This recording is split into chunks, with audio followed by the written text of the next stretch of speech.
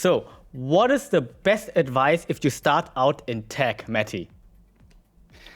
That's an easy one. You should obviously you should learn. So you should inform yourself. You should read things, watch videos, and do all that. But the most important thing is to do things yourself. Try things yourself. It doesn't matter how complicated it might seem at the beginning. Break everything down into the smallest possible unit of work and do it yourself and try it yourself. Because today, there is no technical limitations anymore. You can generate art on your computer with a laptop. Ooh. There's no limitation for you. So that is the most important thing for starting out. What you should do is try things. I would add that the second layer of that is connecting with others. So building a network, it doesn't mean that you just go out and ask people random questions on LinkedIn. It means that you really try to connect with people around some common theme or some common understanding. For example, you see that there's a meetup in your area about tech in some way, something that interests you, go to that meetup, meet people online or in person, and try to connect with others who are there. Starting conversations is easy when you approach someone and just make a comment about the event that you're at. You don't need to find any common ground because you're there. You're at the event already. So you can just make some comment about one of the presentations, make a comment about something you heard, and it will be fine. You can open the conversation that way. Yeah, I think what you said is just to start first, right? And do something, because before that you didn't do anything. So you have to gain some experience. Like in an RPG, you have to go out and kill those first monsters, right? It doesn't matter what that is and what you have, just do it. And I totally agree on that one. And now the question is, because people need to know that you also are an entrepreneur, so you have your own company.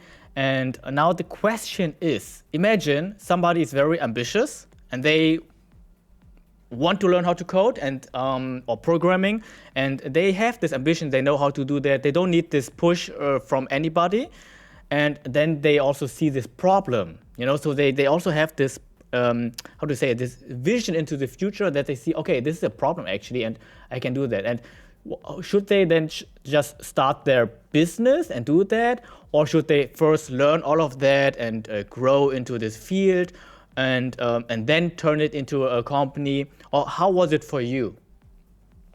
So you're talking about someone transitioning to tech from another It can be industry, anything. for example. Yeah, I think in terms of even transitioning to tech, or even just starting out fresh, like you're coming out of university and you didn't necessarily study technology, but you're passionate about technology, then I would say that it's not important in the beginning to learn everything. You should definitely start somewhere.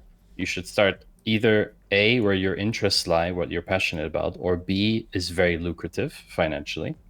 And of course, you're not going to be able to get a job out of the gate by just learning JavaScript and then going to an potential employer, and saying, I've been learning JavaScript for 6 weeks, hire me. It's not going to happen. It's very unlikely.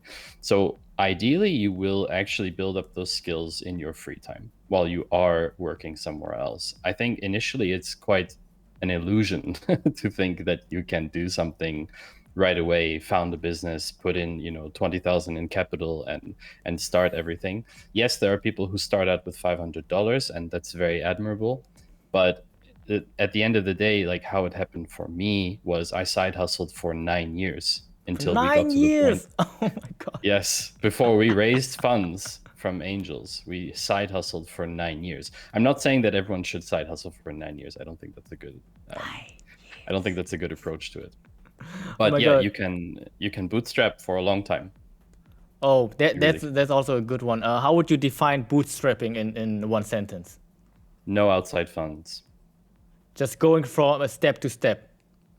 It's basically starting from scratch with whatever resources you have available to you. Okay, not trust fund daddy or trust fund mom, obviously. Just But by yourself. bootstrapping means not taking on any outside investment in any way. That's no loans from a friend. That's no loans from your parents. That's no loans from fools, as they call them, right? FFF. But doing something entirely with your own means and with your team. Nice. Okay, thank you, and see you in the next episode, Matty.